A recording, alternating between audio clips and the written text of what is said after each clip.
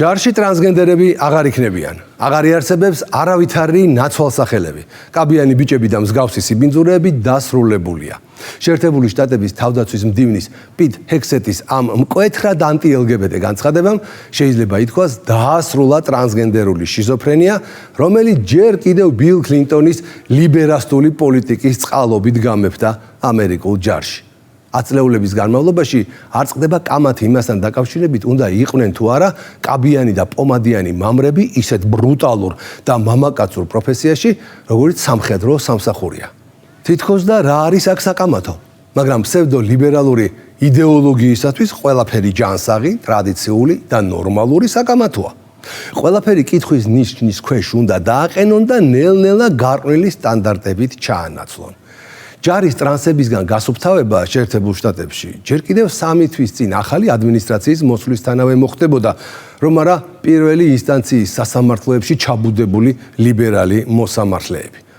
მათ ტრამპის განკარგულება ამერიკული ჯარის ტრანსებისგან გაწმენდის შესახებ მაშინვე დაბლოკეს და პროცესის გასაგრძელებლად ამერიკის უზენაესი სასამართლოს ჩარევა გახდა საჭირო.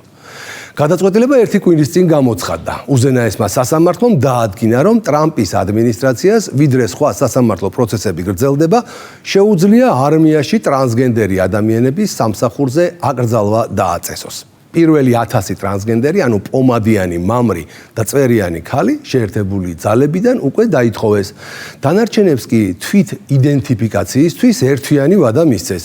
ანუ უთხრეს ჩამოყალიბდით რა გინდათო, ბიოლოგიურ კაცებს კაცობა თუ გინდათ დარჩით და იმსახურეთ, მაგრამ თუ მანჭვა გრეხვისთვის და გენდერულ დისფორიაზე საწუწუნოდ ხართ მოსული, ჯობია სახში დაბრუნდეთო. პირველი 1000 ტრანსგენდერი, რომელიც ჯარიდან გაუშვეს, მკვეთრად გამოხატული LGBT თემის წარმომადგენლები იყვნენ, რომლებიც ღიად აცხადებდნენ, რომ ტრანსგენდერები არიან, ასე რომ მათი იდენტიფიცირება პრობლემას არ წარმოადგენდა. დანარჩენებთან დაკავშირებით ვითარება განსხვავებულია. მას შემდეგ, რაც ამერიკაში ანტი-LGBT პოლიტიკა მიმდინარეობს, ჯარში მომსახურე ტრანსების უმრავლესობამ სამსახურის დაკარგვის შიშით თავისი არაბინარულობა დამალა. ამის გამო პენტაგონში აცხადებენ, რომ ჯერჯერობით რთულია ზუსტად იმის დადგენა, სულ რამდენი ტრანსგენდერი სამხედრო მოსამსახურეა ამერიკულ ჯარში. თუმცა სამედიცინო ჩანაწერები საბოლოო ჯამში ყველას გამოავლენს. ვის დაუდგინდა გენდერული დისფორია, ვის აქვს სიმპტომები, ან ვინ გადის მკურნალობას. გარდა ამისა არსებობს 2024 წლის დეკემბრის მონაცემები, რომლის მიხედვითაც ეროვნული გვარდიისა და რეზერვის აქტიურ სამსახურში იმყოფებოდა 4240 სამხედრო მოსამსახურე, რომელსაც დაუდგინდა გენდერული დისფორია. მთლიანად ჯარში კი ტრანსების საერთო რაოდენობა დაახლოებით 15500 შეადგენდა. მას შემდეგ ნახევარი წელია გასული, ასე რომ ეს ციფრი გაცილებით მეტი იქნება. თავდაცვის დეპარტამენტი LGBT ჯარისკაცებს საკმაოდ კარგ წინადადებას თავაზობს. ვინც თავად მოახდენს თვით იდენტიფიკაციას და აღიარებს თავის ტრანსობას, ჯარს საკუთარი სურვილით და სუფთა სამსახურეობრივი ისტორიით დატოვებს. ისინი კი, ვისაც გამოავლენენ, იძულებით გათავისუფლებიან სამსახურიდანო. საბოლოო ჯამში ასეთი დიაგნოზით არავის ექნება უფლება იყოს შეერთებული შტატების ჯარისკაცი. დეპარტამენტმა ის დაფინანსებაც გააჯღერა, რომელიც ტრანსგენდერ ჯარისკაცებზე ბოლო რამდენიმე წლის განმავლობაში დაიხარჯა. ანუ ამ ვითომ სქესს შეცვლილ ადამიანებზე, მათ ფსიქოთერაპიაზე, სქესის დამადასტურებელ ჰორმონოთერაპიაზე, სქესის დამადასტურებელ ქირურგიასა და კიდევ უამრავ სახის სქესის დამადასტურებელ მკურნალობაზე დაახლოებით 52 მილიონი დოლარია დახარჯული. დონალდ ტრამპმა პრეზიდენტად დანიშვნისთანავე დაიწყო LGBT ლობისთან ბრძოლა. ერთ-ერთი მისი დაპირება კი ჯარის ტრანსგენდერებისგან გაწმენდა იყო. მოაწერა კიდეც ხელი ტრამპმა აღმასრულებელ ბრძანებას, რომლის მიხედვითაც ტრანსებისთვის სამხედრო სამსახური იკრძალებოდა. თუმცა აქ კაბიან კაცებს მხსნელად სასამართლო მოევლინა.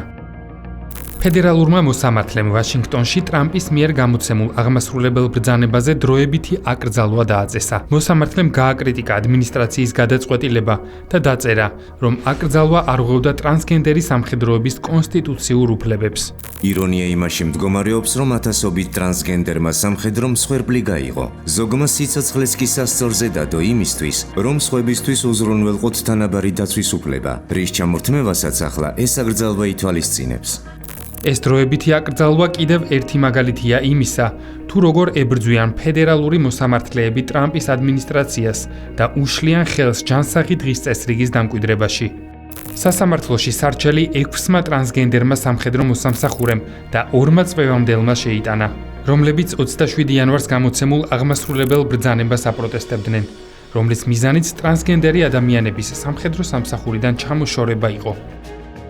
ტრამპის აღმასრულებელ ბრძანებაში ტრანსგენდერული იდენტობა აღწერილი იყო როგორც სამხედრო მზადყოფნისთვის საზიანო ფაქტორი, მითითებით რომ შეიარაღებული ძალები გენდერული იდეოლოგიის რადიკალიზმით არის შეპყრობილი აქტივისტების დასაკმაყოფილებლად, რომლებიც არ აქცევენ ყურადღებას სამხედრო სამსახურის მოთხოვნებს, როგორიცაა ფიზიკური და მენტალური გამძლეობა, თავდადება და ერთიანობა. LGBT დამცველი ორგანიზაციის GLAAD Law-ს წარმომადგენელმა ჯენიფერ ლევიმ განაცხადა. სასამართლოს არგუმენტირებული დასკვნებით ცხადყოფს, რომ ეს აკრძალვა მიზანმიმართულად აზიანებს იმ მამაც სამხედროებს, რომლებმაც თავიანთი თავი ქვეყნის დაცვას მიუძღვნეს. ტრამპის ადმინისტრაცია ჯარიდან ტრანსების გათავისუფლების საკითხებში მალევე დამარცხდებოდა, რომ არა უზენაესი სასამართლოს მიერ მიღებული გადაწყვეტილება. სასამართლომ დაადგინა, რომ პრეზიდენტის ადმინისტრაციას შეუძლია არმიაში ტრანსგენდერი ადამიანების სამსახურზე აკრძალვა დააწესოს, ვიდრე სხვა სასამართლო პროცესები გრძელდება. ამით უზენაესმა სასამართლომ ხელფეხი გაუხსნა ტრამპს და მის ადმინისტრაციას. შედეგად პენტაგონი დაუყოვნებლივ იწყებს იმ სამხედრო მოსამსახურეების რიგებიდან გაწვევის პროცესს, რომლებიც ღიად ადასტურებენ თავიანთ ტრანსგენდერულ იდენტობას. დანარჩენებს კი თვით იდენტიფიცირებისთვის 30 დღე მიეცათ.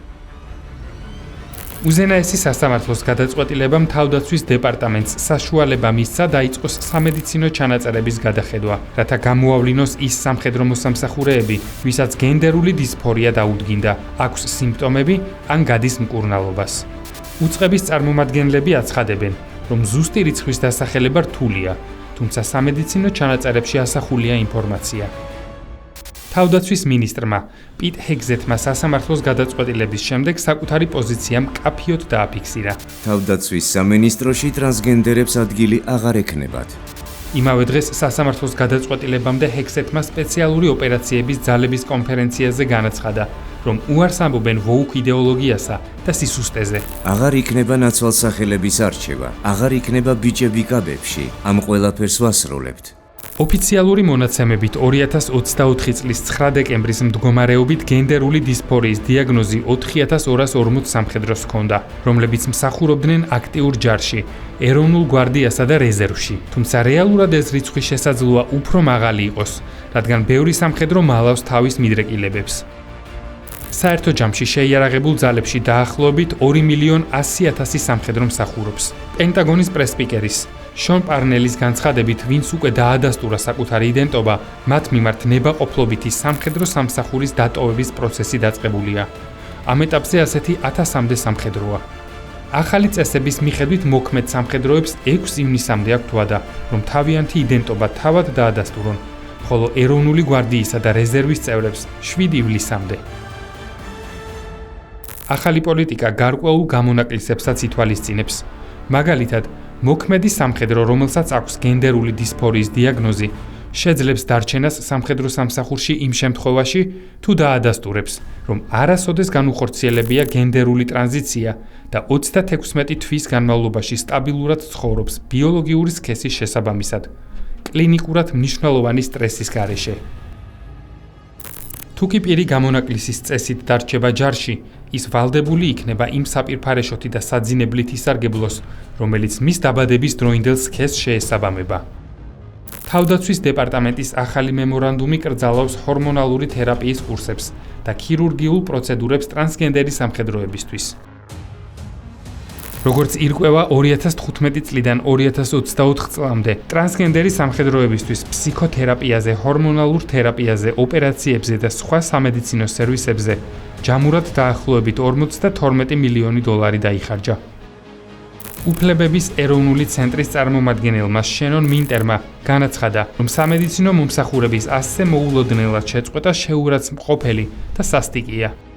LGBT პირების ამერიკულ ჯარში მსახურება 1993 წლიდან დაიწყო, როდესაც მაშინდელმა პრეზიდენტმა ბილ კლინტონმა შეიარაღებულ ძალებში ახალი პოლიტიკა შემოიღო სახელწოდებით „არ იკითხო, არ თქვა“. ამ ვითომ ლიბერალური მიდგომის შედეგად ჯარისკაცებს აღარ ეკითხებოდნენ მათი სექსუალური ორიენტაციის შესახებ. პოლიტიკის არსი მდგომარეობდა იმაში, რომ სექსუალური უმცირესობების წარმომადგენლები არმიაში სამსახურს გააგრძელებდნენ, თუ თავიანთი სექსუალური ორიენტაციის შესახებ ღიად არ ისაუბრებდნენ. ეს საუკეთესო გზაა, რადგან ის უზრუნველყოფს მათ დაცვას, ვინც ჰომოსექსუალია და სურს ღირსეულად ემსახუროს თავის ქვეყანას. ამასთან ისინი დაიცავენ სექსუალური ქცევის ყველა წესს. ეს არის ის გზა, რომელიც უზრუნველყოფს გონივრულ ბალანსს ინდივიდის უფლებებს შორის და ამავდროულად იძლევა საშუალებას ამერიკა დარჩეს მსოფლიოს ნომერ 1 საბრძოლო ძალად.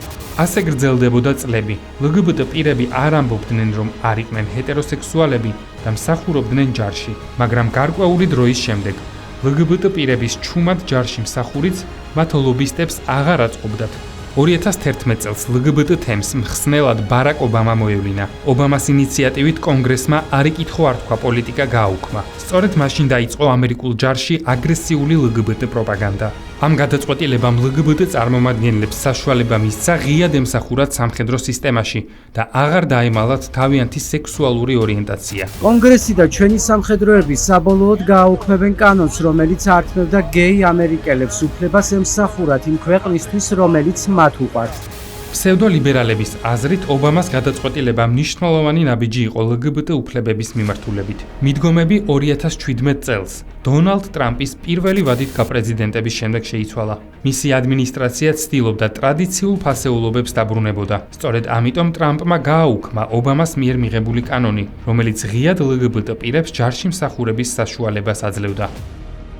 ამერიკული ჯარის ნორმალური სამხედრო ცხოვრება ზუსტად 4 წელი გაგრძელდა, მაგრამ როდესაც 2021 წელს ტრამპის ადმინისტრაცია ბაბუა ჯოს ადმინისტრაციამ ჩაანაცვლა, მან ისევ ობამას დროინდელი LGBT დღისწესრიგი დააბრუნა. ბაიდენის LGBT სიყვარული საკუთარ თავზე იგრძნეს ტრანსმა ჯარისკაცებმაც. 2021 წლის იანვარში აშშ-ის პრეზიდენტმა ხელი მოაწერა ბრძანებას, რომელიც აუქმებდა წინა ადმინისტრაციის მიერ დაწესებულ შეზღუდვებს არმიაში ტრანსგენდერების სამსახურის შესახებ. ბაიდენის ადმინისტრაციის განცხადებით, სამხედრო სამსახურში ჩართვა არ უნდა შეეზღუდა ადამიანის გენდერულ იდენტობას. ამერიკის შეერთებული შტატების ძალა მრავალფეროვნებაშია. მოკლედ ბაბუა ჯომ და მისმა LGBT მოყვარულმა ადმინისტრაციამ ტრანსებს აშშ-ის შეიარაღებული ძალების კარი კვლავ ფართოდ გაუხსნა. თავის მხრივ LGBT ლობისტებსაც ხელები გაეხსნათ და ნომერ 1 შეიარაღებულ ძალად მიჩნეული არმია ისევ ტრანსებით თუ გეებით გაივსო. მალევე სოციალურ ქსელში გამოქვეყნდა ქვეყნის ისტორიაში პირველი სამხედრო ვერტმფრენის ეკიპაჟის ფოტო, რომელიც მთლიანად ღიად გეი სამხედროებისგან შედგებოდა. ისტორიული მოვლენა მოხდა. დაწერეს LGBT სამხედროებმა. ბოლო მონაცემებით აშშ-ის შეიარაღებულ ძალებში დაახლოებით 2.100.000 სამხედრო მსახურობს. თავდაცვის დეპარტამენტის ოფიციალური მონაცემებით 4.240 აქტიური სამხედრო მოსამსახურეა დიაგნოსტირებული გენდერული დისფორიით. მაგრამ დიდი ალბათობით რეალური მონაცემები გაცილებით უფრო საგანგაშოა. კვლევითი ინსტიტუტის Palm Center-ის მონაცემებით 2018 წელს ტრანსგენდერი სამხედროების რაოდენობა ამერიკულ ჯარში დაახლოებით 14,700 იყო. მას შემდეგ გავიდა წლები და ტრანსების რიცხვი დიდი ალბათობით კიდევ უფრო გაიზრდებოდა. დონალდ ტრამპის აღმასრულებელმა ბრძანებამ და ასევე ქვეყნის უზენაესი სასამართლოს გადაწყვეტილებამ ამერიკულ ჯარს კარგ დროს მოუსწრო. კიდევ რამდენიმე წელი რომ გაგრძელებულიყო ბაიდენის ადმინისტრაციის მიდგომები და ჯარში ტრანსებს თავისუფლად მსახურება შეძლებოდათ, დიდი ალბათობით ამერიკული არმია მსოფლიოში ერთ-ერთი მოწინავე ჯარის სტატუსს ნამდვილად დაკარგავდა. ჯარი რომ კაცების საქმეა, კაცობრიობის ჯანმრთელ ნაწილს ეჭქვეშ არასდროს დაუყენებია. თუმცა ამ ჯანმრთელი უმრავლესობისათვის უმნიშვნელოვანესია, რომ ბოლოს და ბოლოს პენტაგონშიც თვლიან, რომ ადამიანები, რომლებსაც აქვთ სამედიცინო, ქირურგიული და ფსიქიატრიული შეზღუდვები, რომლებსაც აქვთ გენდერული დისფორიის მიმდინარე დიაგნოზი ან ისტორია, ან რომლებიც ავლენენ მსგავს სიმპტომებს, არ შეესაბამებიან სამხედრო სამსახურისათვის საჭირო მაღალ ფსიქიკურ და ფიზიკურ სტანდარტებს. ანუ ბიოლოგიური კაცი, რომელსაც უწევ ქალად გადაკეთება, კაბის ჩაცმა, მკერდის მიკერება და მაკიაჟის წაზმა მოუნდა, არ შეესაბამება ჯარისკაცის პროფესიას. ბრძოლის ველზე ჯარისკაცს ჭარბი რაოდენობის ტესტოსტერონი სჭირდება. ესენი კი იმისათვის, რომ განაზდნენ და ქალებს დაემსგავსონ, ორგანიზმში ტესტოსტერონის დონეს ხელოვნურად იმცირებენ. შესაბამისად, არაფერი საკამათო და მით უმეტეს საგანგაშო არაა იმაში, რომ ტრანსგენდერების ადგილი ჯარში არაა. კვირაში 4-ჯერ ყოველ საღამოს 10 საათზე ყურადღებით დააკვირდით ლიბერალიზმის ანატომიას. ამერიკულ ჯარში სამხედრო მოსამსახურეთა საერთო რაოდენობა დაახლოებით 2,100,000 ადამიანია. ლიბერასტები სულ იმაზე აპელირებენ 2,000,000-იან ჯარში 15,000 ტრანსგენდერის ადგილი რით ვერ მოიძებნაო. ჯერ ერთი როცა ადამიანი პროფესიას არ შეეფერება, გინდა 15,000 იყოს, გინდა ერთი, საქმე მაინც გაფუჭდება. მეორეც ჯამთელ ჯარისკაცებზეც ხომ უნდა იზრუნოს ვინმე. როგორია ტრანსგენდერთან ერთად ზიხარ ერთ სანგარში და იმაზე მარჩიელობ, რაზე ფიქრობს ახლა ეს შენი თანამებრძოლი, ომზე თუ ბიუსგალტერის ადიშოვოს მიკერებული მკერდისთვის. კი, ვახდენ უტრირებას, მაგრამ არ ამგონია არარეალურს ვამბობდე რამეს. დროებით.